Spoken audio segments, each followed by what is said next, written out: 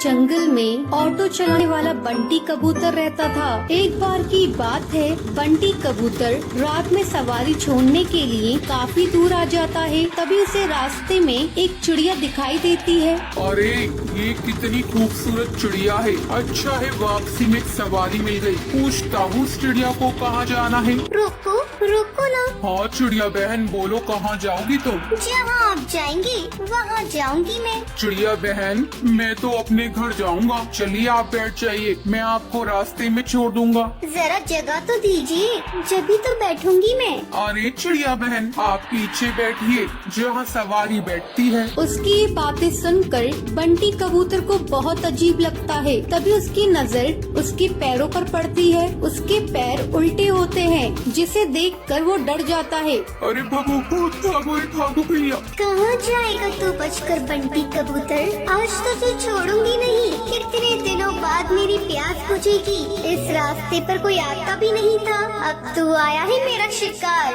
तभी टूनी चिड़िया की आत्मा अपने असली रूप में आ जाती है। वो जोर जोर से हंसने लगती है। कभी वो गायब हो जाती, कभी सामने आ जाती। बंटी कबूतर डर के मारे तेजी से अपना ऑटो भगाता है। वो शीशे में देखता है आत्मा उसका पीछा नहीं कर रही है। वो जंगल के ऑटो स्टैंड पर अपना ऑटो रोकता है। वहीं उसका दोस्त कालू कौवा खड़ा होता है। क्या हुआ बंटी कबूतर, तू इतना घबराया हुआ क्यों है? बंटी कबूतर कालू कौवे को सारी बात बताता है। अरे पागल, इतना सुनहरा मौका हाथ से निकाल दिया तूने। उस चिड़िया की आत्मा का एक पंख तोड़ लेता, वो तेरी गुलाम बन जाती। अरे भाई माफ कर मुझे, मेरी जान बच गई, आज वो ही काफी है मेरे लिए। ये कहकर बंटी कबूतर वहाँ से चला जाता है। कालू कौवा अपने मन में सोचता है, ये तो डरपोक पागल है, इतना सुनहरा मौका गवा दिया। ये पूरे जंगल पे राज करता। चलो कोई नहीं, कल रात में उस जगह जाऊंगा और उस भूतिया चिड़िया का पंख तोड़कर ले आऊंगा। अगले दिन कालू कौवा अपना ऑटो लेकर उसी जंगल के रास्ते पर जाता है। वहाँ पर एक चिड़िया खड़ी होती है। रोको रोको ना, ऑटो रोको, मुझे जाना है। अरे भाई लगता है ये वही चिड़िया की आत्मा है, उसका पंख तोड़ लूंगा। ये कहकर कालू कौवा अपना ऑटो उसके सामने रोकता है और उसके पंख तोड़ने लगता है। अरे बेवकूफ कौवे बदमाश, तेरी हिम्मत कैसे हुई? तूने मेरे पंख तोड़ने की कोशिश की। रुक तुझे भी बताती हूँ। टुनटुनी चिड़िया पास में पड़े डंडे से उसे बहुत मारती है। अरे बहन मुझे माफ कर दो, मुझे लगा तुम एक चिड़िया की आत्मा हो। अरे बदतमीज, तुझे मैं कहाँ से आत्मा नजर आ रही हूँ? चल भाग यहाँ से। टुनटुनी ये कहकर वहाँ से चली जाती है, पर टूनी चिड़िया की आत्मा पेड़ के पीछे खड़े होकर ये सब देख रही होती है। अगले दिन कालू कौवा फिर से अपना ऑटो लेकर वहाँ पर आता है। भाई आज तो पहले उसके पैर देखूंगा, तभी उसके पंख तोड़ूंगा, वरना कल की तरह पिटाई हो जाएगी मेरी। अब फिर से वहाँ पर एक चिड़िया खड़ी होती है। रोको रोको ना ऑटो, मुझे जाना है। कालू कौवा उसके पैर देखता है, उसके पैर उल्टे होते हैं। जैसे ही कालू कौवा उसके पंख तोड़ने वाला होता है, तभी टूनी चिड़िया की आत्मा अपने असली रूप में आ जाती है। डरावनी आवाज़ें सुनाई देती है। कालू कौवे आप मेरे पंख तोड़ेगा? ये ले तोड़ के दिखा।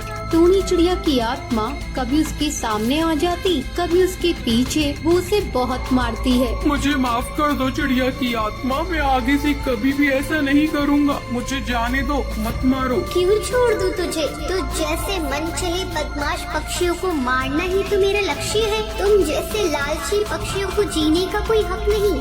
तभी वहाँ पर बबलू कबूतर ऑटो में अपनी सवारी बिठाकर वहाँ से गुजर रहा होता है। अरे चिड़िया की आत्मा छोड़ दो उसे, मैं तुमसे विनती करता हूँ। नहीं, मैं इसे नहीं छोड़ सकती। तुम जानते हो एक बार ऐसे ही मैं इस जंगल से ऑटो में जा रही थी। उस ऑटो वाले ने मेरा सामान लूट कर मुझे जान से मार दिया। जब से जो भी मुझे लालची पक्षी दिखाई देता है, मैं उसे जान से मार देती हूँ। तभी सुंदरी कौवी बोलती है, अरे टोनी चिड़िया तुम सही कह रही हो, तुम्हारे साथ गलत हुआ है, लेकिन तुम भी सही नहीं कर रही हो। ना जाने कितने पक्षियों को तुम मार रही हो। वो सब उसे बहुत समझाते हैं। वो कालू कौवे को छोड़ देती है। मुझे माफ कर दो, तुम सब सही कह रही हो। मैंने अपने इंतकाम पूरा करने के लिए ना जाने कितने पक्षियों के परिवार को तोड़ा है, पर अब नहीं। इस दुनिया में तुम जैसे नेक दिल पक्षी भी होते हैं। ये कहकर वो वहाँ से चली जाती है। टुनटुनी का पति बंटी एक कुली था।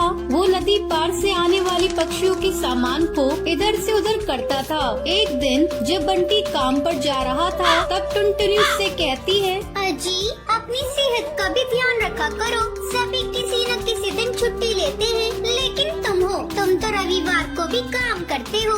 अरे पगली, अगर काम नहीं करूँगा तो घर कैसे चलेगा? तू तो माँ बनने वाली है, बच्चों का खर्चा बढ़ेगा। अगर काम नहीं करूँगा तो अपने बच्चों को अच्छी जिंदगी कैसे दूंगा? आपसे तो बात करना ही बेकार है। ये लीजिए पोटली, इसमें मैंने रोटी और चावल रख दिए हैं, समय से खा लीजिएगा। नहीं टुनटुनी, आज मेरी तबीयत कुछ सही नहीं लग रही है। कुछ भी खाने का मन नहीं कर रहा है। काम से आऊँगा तो खा लूँगा। बंटी बिना खाना लिए काम पर चला जाता है। टुनटुनी को क्या पता था कि बंटी से उसकी ये मुलाकात आखिरी थी। उधर बंटी बेहोश होकर बहती नदी में गिर जाता है और वहीं डूबकर मर जाता है। टुनटुनी भागी भागी अस्पताल जाती है।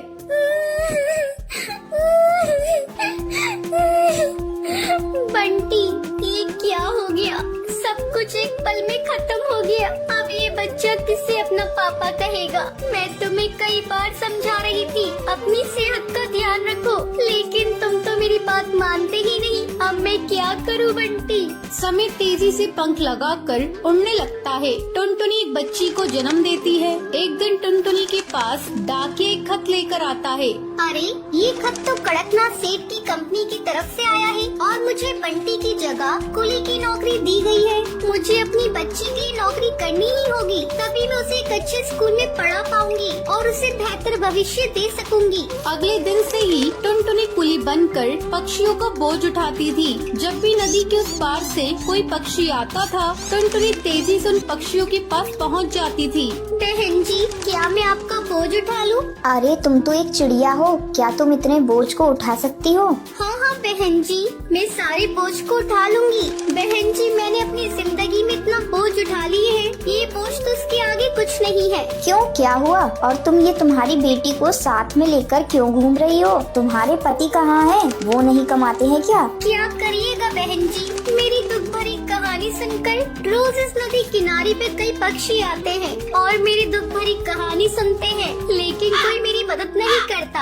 अरे तुम मुझे तो बताओ, मैं तुम्हारी जरूर मदद करूंगी। क्या बताऊं बहन जी, मेरे पति की मौत इसी नदी में डूबकर हो गई थी। उसके बाद से मैं यहाँ कुली की नौकरी कर रही हूँ। देखो टुनटुनी, जब तुम्हारी बेटी थोड़ी बड़ी हो जाएगी तो उसको मेरे स्कूल में डाल देना। मैं उसे पढ़ा लिखा कर एक अफसर बनाऊंगी। मैं तुम्हें अपना पता दे देती हूँ। वो बुलबुल चिड़िया टुनटुनी को अपना पता दे देती है। इसी तरह कई साल गुजर जाते हैं। एक दिन जब टुनटुनी अपना घर साफ कर रही थी, तभी उसे उस बुलबुल का दिया हुआ पता मिलता है। अरे, ये पता तो वही है जो मैडम जी ने मुझे नदी किनारे पर दिया था। मैं तो बिल्कुल भूल ही गई थी। अब मैं अपनी बेटी को लेकर मैडम जी के स्कूल में जाऊंगी और उसे वहाँ पढ़ाऊंगी। टुनटुनी अपनी बेटी को लेकर उस पते पर पहुँचती है। आओ आओ टुनटुनी, बहुत दिन हो गए तुमसे मिले।